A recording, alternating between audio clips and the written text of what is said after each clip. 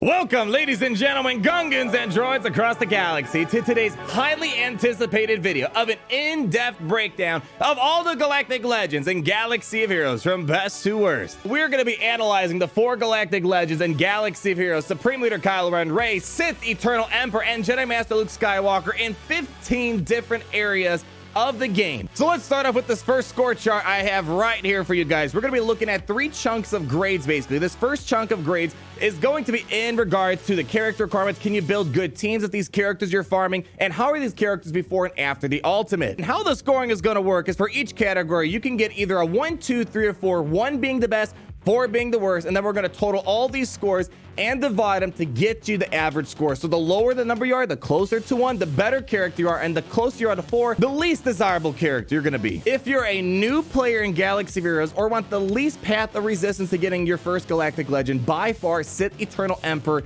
is going to be the easiest, most successful Galactic Legend. But Rey and Kylo are still good in their own regards. We're going to give Kylo a 2 out of 4. Rey and Jedi Master Luke Skywalker are going to get a 3 and 4 respectively, because Rey and Jedi Master Luke, they require what I like to call nesting legendaries. In order to get the Galactic Legend, you need a couple of legendaries to get to that point, with Jedi Master Luke Skywalker being the steepest Galactic Legend in the game. Can you form good teams with the characters you're farming for these Galactic Legends? And as you're working towards the Galactic Legends, can you use these characters now for good teams? And here, we're going to give basically everyone a 1 except the Sith Eternal. Rey and Kyle, they both have fantastic teams even before you get the Galactic Legends, with the Hero Brothers, Jedi Training Green, BB-8 beating things like Darth Revan, and then we have Hux and Kylo Ren unmasked, forming a very solid team with the Sith Trooper. And the great thing is, these requirements for Rey and Kylo, you can actually use them to form one of the best teams with the Galactic Legend. The best team for Supreme Leader Kylo Ren, for example, is the First Order characters that you farm. Jedi Master Luke, although the steepest requirements, these are all fantastic characters for the most part. Even the lesser used characters are still decent, like Biggs and Wedge. But then we come to Sith Eternal, and yes, he's got a couple of good characters required, like Darth Vader.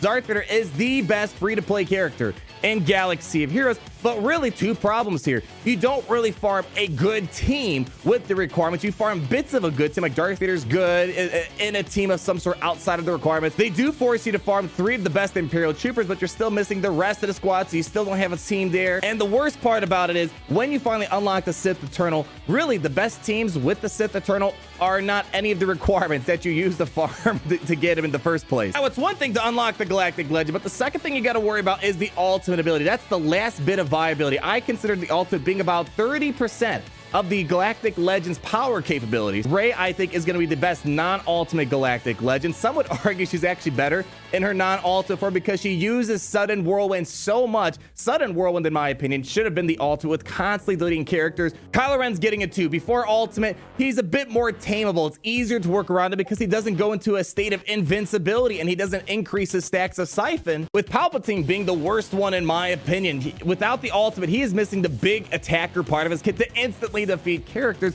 Before the ultimate, he's just this crippled man that just kind of keeps your team alive with a constant protection generation. I think Luke's kit is definitely a bit better than Palpatine in the non-ultimate form. It's usable, but when you move on to the ultimate, which we'll talk about that now, you're going to see that we're not giving Jedi Master Luke a score of 1. Unlike the rest of the Galactic Legends who have fantastic ultimate abilities, Jedi Master Luke's ultimate 1 is one of the longer building ultimates to get to, and furthermore, it doesn't really part the seas or do anything too crazy like the other ones. It basically takes Luke's kit and just makes it a little bit better. Now, I was debating if I should add a tier where I score how easy are their Galactic Legends events. I feel like that would kind of throw off what we're trying to do here, but in case you're curious, if you're trying to find the easier Galactic Legends to get, Palpatine and Luke have the easiest Galactic Legends by far. In Tier 6, you're going to have no problems whatsoever. By far, they made the event so much easier for Palpatine and Luke, and they're better quality in my opinion. Whereas Rey and Kylo, there will be some struggles. You probably will lose here and there. And the Rey and Kylo event overall are a bit more dull and boring, I think. But let's start talking about the juicy stuff here, and that is going to be the PvP viability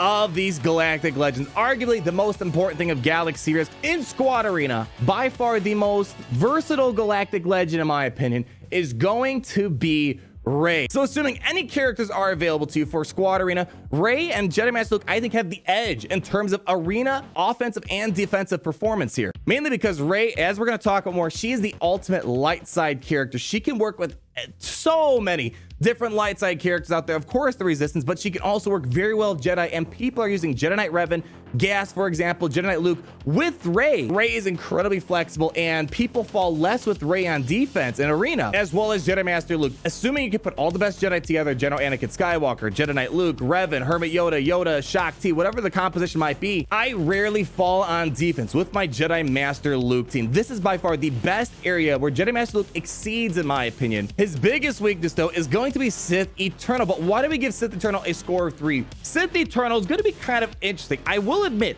I am the least impressed with his overall PvP viability, and that's not really his fault specifically. Unlike Jedi Master Luke, who exceeds when he's with great Jedi, Sith Eternal is really more, he's an amazing standalone character, but the problem is he doesn't really have that many great Sith that create bonkers lineup like Rey or Jedi Master Luke Skywalker. And the results always seem the same. All your Sith die, but it always comes down to Sith Eternal with the ultimate, using his unlimited power to carry his team through. And the biggest problem is Kylo Ren. Kylo Ren absolutely smashes the Sith Eternal. And for me personally, I never put my Sith Eternal on defense in Arena because it just does not really have any sort of defensive viability. Let's turn the page and look at Grand Arena and Territory War. And we split these up into offense and a defensive analysis here. And keep in mind, unlike Arena, you got to be a lot more pragmatic with the constraints that come with territories and Grand Arena. Kind of have to stretch out your teams more. So from a realistic perspective, you might not be able to have all the best characters that you'd want to use with these Galactic Legends. So you got to split them up somehow. So keep that in mind. Kylo Ren, we're giving him a 1 for offense and a 2 for defense. On defense, we're giving him a 2 mainly because he's too predictable on defense. He's still good. Don't get us wrong, of course. Beating Kylo Ren is a very mechanical process. You could run the same Kylo Ren battle 10 times over, and it's always going to be the same thing over and over again. There's always the same beats that happen. However, Rey, I'm going to give her the award of the best defensive Grand Arena Territory Wars teams for many reasons. Of course, we're giving her a 1 for offense. She can beat so many things in Grand Arena as well as Territory Wars. And the best part about it is there are so many Rey compositions out there, which we'll talk about in the next category here, because there are so many different Rey compositions out there that you can form. When you got dozens and dozens of different compositions ranging from obviously Rey and the Resistance to Rey and the Jawas, no one Rey battle is going to be the same. There's so much randomness involved. There's a lot of uncertainty and different theory crafting ideas being put with Rey. And if you guys ever had the experience, if you don't beat Rey the first time around, the cleanup is going to be a pain. Unlike Supreme Leader Kylo, it's easy to clean up Supreme Leader Kylo. Sith Eternal, we're giving him a 2 for offense and a 3 for defense. Again, you can form a Sith team with leftovers for Grand Arena territories, but it's really not going to blow your mind away for offense. It always just comes down to Sith Eternal just carrying the team by himself and all the Sith dying to buy him time to get to his ultimate. I wouldn't recommend putting him on defense. It can wave off some teams out there. It's not as bad on defense compared to Jedi Master Luke, but it can lose to things like a standard Imperial Trooper team, which, funny enough, you got to farm to even get the Sith Eternal in the first place. Jedi Master Luke, we're giving him a 3. The problem with Jedi Master Luke is, unlike Sith Eternal, where it doesn't really matter what Sith you have with him because he's going to carry the battle for you, Jedi Master Luke, he really relies on having good Jedi with you. If you just have trash Jedi with Luke, you're not going to get a good run, whereas a Palpatine, you can use trash Sith with Palpatine, and he can still get the same outcome more or less. And Jedi Master Luke probably has the least viable Galactic Legends defense in Grand Arena. A standard Emperor Palpatine lineup can walk circles around Jedi Master Luke, or even, as we've shown, a 3-man underdog with just Darth Revan, Bastion, and Wat Tambor can take out a very solid Jedi Master Luke team, even if Jedi Master Luke had all the best characters and all the best Jedi in the game. Team composition flexibility is the next thing we're looking at. How many different teams, good teams that is, can you form with a Galactic Legend? And Rey by far exceeds any Galactic Legend. I mean, there are dozens and dozens of opportunities. As I said, you can use Rey with the Resistance, of course. That's the most standard thing. However, you could do Rey with Scoundrels. Kylo, we're going to give him a 2. He still has a very good degree of flexibility, but the best team with Kylo is really the full First Order team that you farm through the requirements. Some people like to do Supreme Leader Kylo with the Darth Revan Sith Empire team. Some people will do Supreme Leader Kylo Ren with the Night Sister team, so you do have some dark side flexibility, and that's where we get to Jedi Master Luke Skywalker and Sith Eternal. The problem is here, Jedi Master Luke really is not an ultimate light side character like Rey. You really only can use Jedi. All the bonuses associated with Luke are Jedi specific, but luckily there's some decent leftover Jedi after Jedi Knight Revan and Gas and Jedi Knight Luke where you can still get some work done. And Sith Eternal, unfortunately, I feel like has the least amount of team comp flexibility. Again, it just seems like he was designed to be an amazing standalone character, and he doesn't really have a good supporting crew so he doesn't care who's with him. And it would have been great that Sith the Turtle would have had a slightly different lead, where if any dark side ally was defeated, everyone cleanses, everyone gets 100% health and protection back. However, it's really constrained to the Sith. So if you start having non-Sith characters on your team, you're not going to get the full benefits of the Sith Eternal. So he's very constrained to the Sith. So if you're looking for the most flexible Galactic Legends, Rey and Kylo are definitely going to be your bet. Looking at the solo viability, we're mainly analyzing which of these Galactic Legends can do amazing offensive work and can solo big teams. For example, Sith Eternal and Kylo Ren, they are the best solo potential characters when it comes to a grand arena. Rey has a small degree of solo viability. She can definitely churn through a lot of teams. If you've ever tried cleaning up a Rey, you probably lost to quite a few teams up against the Rey by herself. And Jedi Master Luke, we're going to give him a 4. There really doesn't seem to be much solo viability with this character. Again, Jedi Master Luke excels when he's with more great Jedi characters. So the inverse of that as well, if you have less great Jedi character, Jedi Master Luke's not really going to be holding his own that much. The last PvP analysis we're doing is looking at how many Galactic Legends can a Galactic Legend be. And to show this, we're going to show this little graphic right here. Basically, if you're looking for the Galactic Legend that can beat every single one and is not hard countered by anyone,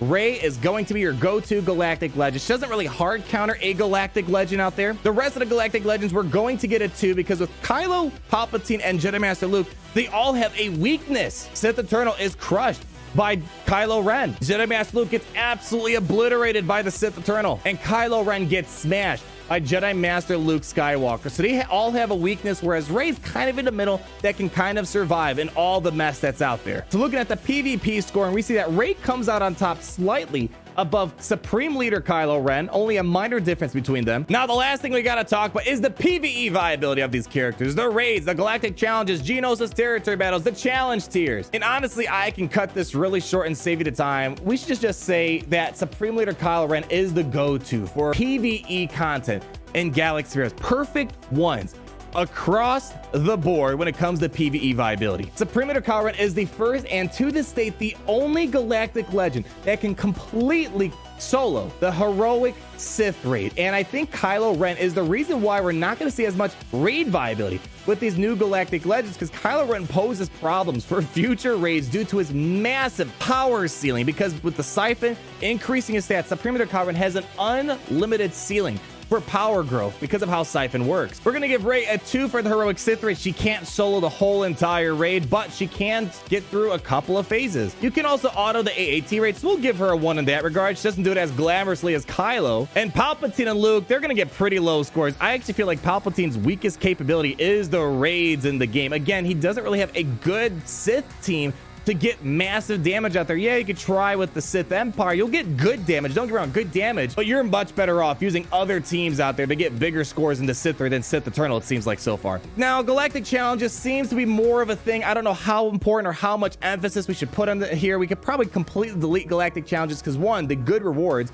are tied to the faction of the day usually. But anyways, we're not going to talk too much about it. Geonosis territory battles. If I have to give an award, Sith Eternal Emperor is going to be the best territory battle character, because as we've shown recently, even with garbage leftover Sith or characters that aren't being used anywhere in the game, he can carry all 4 waves all by himself. And Jedi Master Luke, why do we give him a 2? And the main thing is, unlike all these other Galactic Legends, which created amazing teams to get you perfect scores for all the waves and phases, Jedi Master Luke, for some reason, it could go back to our PvP conversation where he needs amazing Jedi with him to really get the best output possible. It just feels like that Jedi Master Luke Skywalker isn't offering that much more over Jedi Knight Luke Lead. Some people are actually moving over to using Jedi Knight Luke Lead over Jedi Master Luke's lead. And then CT stands for the Assault Battle Challenge tiers. And really, Kylo Ren's gonna be amazing for Secrets and Shadows. And Sith Eternal, you could use him for Secrets and Shadows as well. I did some testing in Challenge Tier 3. Yeah, he was just okay. I felt like we didn't really need him. I feel like there's other better Sith lineups that don't need the Sith Eternal's help. But nonetheless, you could use Sith Eternal if you really want to. Jedi Master Luke could be using Ground War Assault Battle, but it seems like the best team to use for Ground War Assault Battle doesn't use Jedi Master Luke. And Rey, we're giving her a 4 because there isn't a single Challenge Tier Assault Battle that she could be using, because there's no Resistance Assault Battle as of now. With all that jabbering, let's finally show the overall rankings of my opinion of the Galactic Legend, as well as your guys, the community's opinion of these Galactic Legends. And here we go. Almost everyone can agree that Supreme Leader Kylo Ren is going to be the best overall Galactic Legend in Star Wars Galaxy of Heroes. Now, there was a little bit of debate between me and you guys out there. We kind of mixed up Rey and Sith Eternal, and you guys ranked Sith Eternal a little bit higher than me, and I think maybe the reason why that might be the case is Sith Eternal is such an easy Galactic Legend to get. He's got one of the coolest ultimate abilities in Galaxy of Heroes. He can carry himself in so many different game modes, and he has some of the best solo capabilities, so I can understand why he was placed there, but I do firmly believe that Rey might be the better overall Galactic Legend compared to the Sith Eternal. And this is going to open up an interesting conversation, but it seems like we all agree that Jedi Master Luke is probably going to be the least overall viable Galactic Legend. Still a very good character. Don't let the rankings shroud that. Regardless of how we rank Sith Eternal and Rey, I think the interesting conversation to have is that Supreme Leader Kylo, the older Galactic Legend in the game alongside Rey, seem to be better overall than the newest Galactic Legends in Galaxy of Heroes. This might be the first time in history where a new character came out that's supposed to be a major shift in the game is not as good compared to the previous Galactic Legends. Some people hate the fact that they spent money to get these brand new Galactic Legends of Palpatine and Luke, but they just don't seem to be as good as things like Supreme Leader Kylo Ren. And it's funny enough because Supreme Leader Kylo Ren originally was worse than Rey, but after a couple of buffs and fixes, they made Supreme Leader Kylo Ren better than Rey. So I gotta say, overall, the developers did a great job to keep the power level roughly the same and not to supersede the power creep in this game by making the newest Galactic Legends go beyond the power of Rey and Kylo. It seems like we may have established a ceiling on the power, and that highest ceiling overall seems to be with Supreme Leader Kylo Ren as the best overall Galactic Legend. Thank you guys so much for watching. I hope you did enjoy the video. Like if you did, comment down below all of your thoughts. How would you rank the characters? Which ones are your personal favorite? Would love to hear those amazing thoughts of yours. And of course, be sure to subscribe so you're not missing a thing. And as always, it's great to be in the Empire today.